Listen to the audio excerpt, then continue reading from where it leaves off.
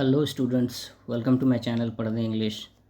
और आज मैं आप लोगों के सामने एक वीडियो लेकर के आया हूँ जो क्लासेस 8, 9, 10, 11, 12 और बैंक एसएससी के एग्ज़ामों के लिए बहुत इंपॉर्टेंट है। और ये 10th का क्लास है और 10th के क्लास में आज हम लोग ये क्लास 1 हम लोग देख रहे हैं। 10th से और भी वीडियोज़ में लेकर के आऊँगा, लेकिन मैं आज 10th का क्लास स्टार्ट कर रहा हूँ जिसमें 10th का ये क्लास 1 है। और क्लास 1 में हम लोग आज सिंपल प्रेजेंट टेंस के बारे में पढ़ेंगे और जो बेसिक रूल पढ़ेंगे। Basic rule, simple present tense का बेसिक रूल क्या होता है वो देखेंगे। उसके बाद मैं नेक्स्ट वीडियो में आपको इसका एडवांस लेवल लेकर के आऊँगा। तो चलिए शुरू करते हैं, वीडियो को देखें। देखिए, सिंपल प्रेजेंट टेंस जैसे टेंस पढ़ते हैं तो टेंस के बहुत सारे टाइप्स होते हैं। तो सबसे पहला टेंस जो है सिंपल प्रेजेंट टेंस से हम लोग स्टार्ट कर रहे हैं। तो देखें, सिंपल प्रेजेंट टेंस जिसको हम लोग प्रेजेंट इंडेफिनिट के नाम से भी जानते हैं। तो इसका स्ट्रक्चर देखें, सब्जेक्ट प्लस वर्ब का पहला फॉर्म और पांचवा फॉर्म, वर्ब का पहला फॉर्म और पांचवा फॉर्म का यूज हम लोग सिंपल प्रेजेंट टेंस में करते हैं। और इसके बाद ऑब्जेक्ट का यूज करते हैं। इसका आईडी होता है पहचान। अगर हम लोग हिंदी में जानेंगे तो इसमें हिंदी में क्या मीनिंग हो सकता है इस सिंपल प्रेजेंट टेंस का। तो जिस सेंटेंस के अंत में ता है, ती है, ता हूँ, ती हूँ, ते हैं और ते हो रहे, उसे सिंपल प्रेजेंट टेंस का सेंटेंस मानते हैं। अब जैसे एग्जांपल के तौर पे देखें तो वह बाजार जाता है, जिसका इंग्लिश होगा ही गोज़ टू स्कूल। वह बाजार जाता है। सेकेंड है मैं एक किताब पढ़ता हूँ, आई रीड अ बुक। ठीक है, तो चलिए चलते हैं नेक्स्ट पेज में।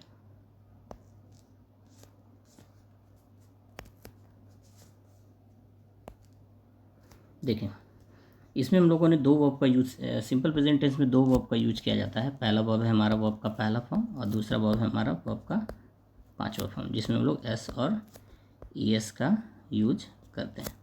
देखिए, सबसे पहले देखिए वर्ब का पहला फॉर्म, यहाँ जो मैंने लिखा पहला फॉर्म।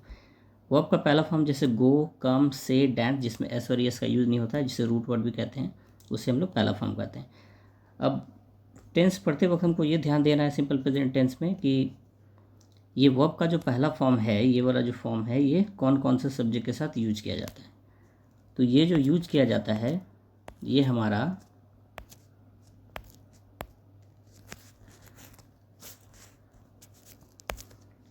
यूज किया जाता है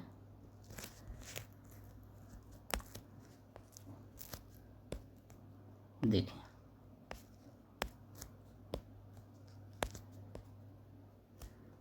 जैसे यहाँ सब्जेक्ट लिखा हुआ है आई, ये वाले लाइन में आपको ध्यान देना है। ठीक है, आई, यू, वी, दे, इन सब्जेक्ट के साथ वर्ब का पहला फॉर्म का यूज किया जाता है। और प्लूरल सब्जेक्ट के साथ, जो प्लूरल सब्जेक्ट हो, जैसे हम लोग ने लिखा है क्या है बॉयज़, जैसे यहाँ लिखा है बॉयज़ और गर्ल्स। और डेविड एंड दीपिका, इसमें एक पर्सन नहीं है, इसमें दो लोग हैं। जिसे यहाँ बॉयज़ लिखा है, इसमें एक लड़के की बात नहीं हो रही, ढेर सारे लड़के की बात हो रही। यहाँ गर्ल्स लिखा है, इसमें एक लड़की की बात नहीं हो रही, ढेर सारे लड़कियों की बात हो रही। तो ऐसे सब्जेक्ट जिसमें एक से ज़्यादा का बोध हो, उसे हम लोग प्लूरल सब्जेक्ट कहते हैं। और उसके साथ भी हम लोग को वर्ब का पहला फॉर्म लगाना है। जैसे यहाँ लिखा है हम लोगों ने बॉयज़ प्ले क्रिकेट, इस सेंटेंस में लिखा है बॉयज़ प्ले क्रिकेट, लड़के क्रिकेट खेलते हैं। अब इसके नेगेटिव फॉर्म में देखें तो नेगेटिव फॉर्म में इन जितने भी सब्जेक्ट आई वी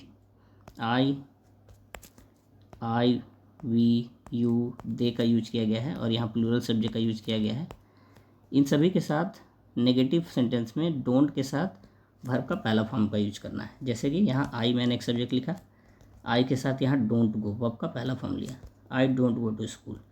तो ये इसका वर्ब का पहला फॉर्म का यूज है। अब हम लोग जानते हैं वर्ब के पांचवें फॉर्म के रूप में। पांचवा फॉर्म में क्या होता है कि वर्ब के साथ यहाँ पांचवा फॉर्म में एस और ई एस का यूज किया जाता है। वर्ब के पांचवें फॉर्म में एस और ई एस का यूज किया जाता है। अब देखें, जैसे यहाँ वर्ब लिखा है हम लोगों ने comes, goes, comes,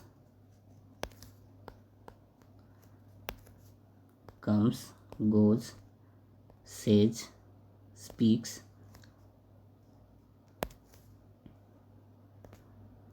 cries etcetera. ये हमारा वर्ब का 5वां फॉर्म है। अब ध्यान दें, इसमें ध्यान देने वाली बात क्या है कि ये 5वां फॉर्म वर्ब का कौन कौन से सब्जेक्ट के साथ यूज किया जाता है। तो ये यूज किया जाता है ही के साथ। यहाँ पहला नंबर देखें, ही के साथ यूज किया जाता है ये नंबर। ये ही, शी, इट, नेम के साथ वर्ब का 5वां फॉर्म का यूज करेंगे। उसके बाद सेकेंड लाइन है थर्ड पर्सन सिंगुलर के साथ, जैसे कि रिया, डेविड। एग्जाम्पल के तौर पे देखें, रिया sings a song.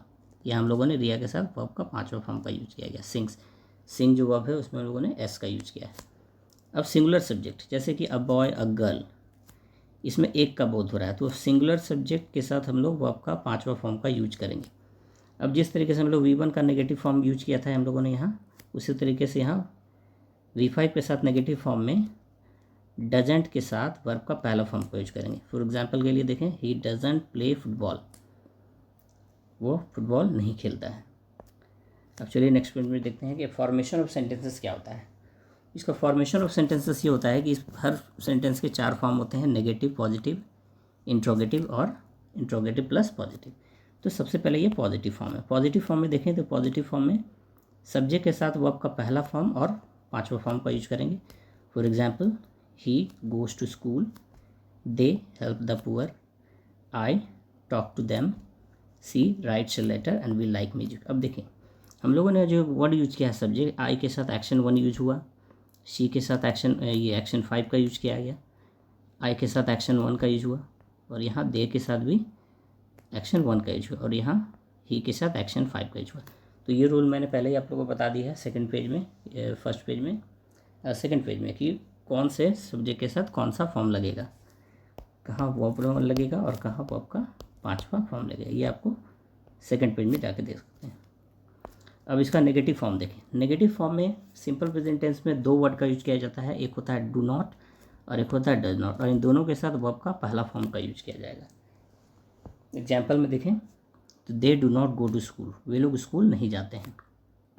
Second sentence है she does not talk to us, वो हम लोगों से बात नहीं करती है। Third sentence, I do not like music, मैं म्यूजिक पसंद नहीं करता। फोर्थ सेंटेंस में देखें, we do not know anything, हम लोग किसी चीज़ के बारे में नहीं जानते हैं। फोर्थ सेंटेंस में he does not play football, वो फुटबॉल नहीं खेलता है। लास्ट में देखें, my father does not work in this office, मेरे पिताजी इस ऑफिस में काम नहीं करते हैं। तो यहाँ भी डज नॉट वर्क का यूज किया है। अब देखिए इससे इंट्रोगेटिव फॉर्म है। इंट्रोगेटिव फॉर्म में क्या यूज करेंगे हम लोग, जो हम लोग डू और डज का जो यूज कर रहे थे नेगेटिव फॉर्म में, इसको हम लोग फर्स्ट में स्टार्टिंग में लिखते हैं। जैसे यहाँ जब भी इंट्रोगेटिव में सेंटेंस को स्टार्ट करेंगे और मीनिंग हम लोग में हिंदी में क्या से स्टार्ट करेंगे, जैसे क्या, जैसे डू डज को पहले लिखेंगे, उसके बाद सब्जेक्ट आना चाहिए, उसके बाद वर्ब का पहला फॉर्म और ऑब्जेक्ट, और लास्ट में क्वेश्चन मार्क। और याद रहे, इंट्रोगेटिव फॉर्म्स को, क्वेश्चन वाले सेंटेंस को यस नो क्वेश्चन भी कहा जाता है, इसे यस नो क्वेश्चन भी कहा जाता है। अब ध्यान दें, इसका एग्जाम्पल लें तो do they help you, first sentence. Second sentence देखें, does he talk to you. Third sentence देखें, does she sing a song, क्या वह गाना गाती है। फर्स्ट सेंटेंस में डू दे हेल्प यू, क्या वे लोग तुम्हारी मदद करते हैं। तो याद रखना है कि यह मीनिंग क्या से स्टार्ट होगा, क्वेश्चन को क्या से स्टार्ट करेंगे हिंदी में। Do you drive a car, क्या तुम गाड़ी चलाते हो, कार चलाते हो। Do boys work hard in their study, क्या लड़के पढ़ाई में कड़ी मेहनत करते हैं। नेक्स्ट सेंटेंस है, do I go to school, क्या मैं स्कूल जाता हूँ। तो ये इंट्रोगेटिव सेंटेंस है। इंट्रोगेटिव सेंटेंस को यस नो क्वेश्चन भी बोला जाता है, क्योंकि इसका आंसर यस और नो में दिया जाता है। जैसे do you drive a car, क्या तुम कार चलाते हो। इस सेंटेंस में देखें तो मैं क्वेश्चन पूछ रहा हूँ क्या से, क्या तुम कार चलाते हो, तो इसका आंसर हम लोग yes I drive a car, हाँ मैं कार चलाता हूँ। तो यस और नो में हम लोग आंसर देते हैं, इसलिए इस सेंटेंस को यस नो क्वेश्चन भी कहा जाता है। अब देखें लास्ट पेज। लास्ट पेज में इंट्रोगेटिव प्लस नेगेटिव फॉर्म का यूज किया गया है। जो हम लोगों ने डू और डज का यूज किया गया था, उसी में नेगेटिव फॉर्म को ऐड कर दिए हैं। जैसे कि यहाँ डोंट का यूज किया है और यहाँ डजेंट का यूज किया है। डोंट और डजेंट के साथ सब्जेक्ट लगाना है और उसके बाद वर्ब का पहला फॉर्म लगाना है, और लास्ट में क्वेश्चन फॉर्म, क्योंकि ये क्वेश्चन फॉर्म है, इसे भी यस नो क्वेश्चन की कैटेगरी में रखेंगे। अब देखें पहला क्वेश्चन, पहला sentence, doesn't he play football, क्या वह क्रिकेट नहीं खेलता है। याद रखना है कि इसमें एक सेंटेंस आपका ऐड हो जाएगा, क्वेश्चन क्या से शुरू करेंगे और लास्ट में नहीं ऐड हो जाएगा, ठीक है। इसलिए इसे नेगेटिव, इंट्रोगेटिव नेगेटिव फॉर्म्स कहते हैं, क्योंकि ये क्या नहीं के फॉर्मेट में हिंदी में मीनिंग इसका होता है। इसलिए डजंट ही प्ले फुटबॉल, पहला सेंटेंस देखें, क्या वो फुटबॉल नहीं खेलता है। Second sentence, doesn't she carry book, क्या वो एक किताब नहीं रखती है। Third sentence, don't you know me, क्या तुम मुझे नहीं जानते हो। और fourth, don't they help the poor, क्या वे लोग गरीबों की मदद नहीं करते हैं। तो ये रहा सिंपल प्रेजेंट टेंस का हम लोग बेसिक रूल के बारे में जाने और इसके फॉर्म्स ऑफ सेंटेंसेस के बारे में कि नेगेटिव, पॉजिटिव, इंट्रोगेटिव में इसका यूज कैसे करना है और इसका स्ट्रक्चर क्या होता है, सेंटेंस को कैसे बनाएंगे, ये देखा। और इसके नेक्स्ट क्लास में हम लोग इसके बारे में डिटेल में पढ़ेंगे कि सिंपल प्रेजेंट टेंस का यूज एग्ज़ाम के पॉइंट ऑफ व्यू से हम लोग कैसे करेंगे, और एग्ज़ाम में अगर सिंपल प्रेजेंट टेंस से क्वेश्चन आता है तो हम लोग क्वेश्चन को सही कैसे कर पाएंगे, वो हम लोग सीखेंगे नेक्स्ट वीडियो में, ठीक है। तो वीडियो अच्छी लगी हो तो लाइक, शेयर और सब्सक्राइब करना ना भूलें। ऐसे ही वीडियो मैं लेकर के आपके लिए आता रहूँगा। और अगर आप चाहते हैं किसी पर्टिकुलर टॉपिक पे मैं इंग्लिश में कोई भी एक पर्टिकुलर चैप्टर पे कोई वीडियो लेकर के आऊँ आपके सामने, तो आप कमेंट करना ना भूलें और वीडियो को देखते रहिए। Thanks for watching. तो चलिए मिलते हैं नेक्स्ट वीडियो में एक नए टॉपिक के साथ। Thank you.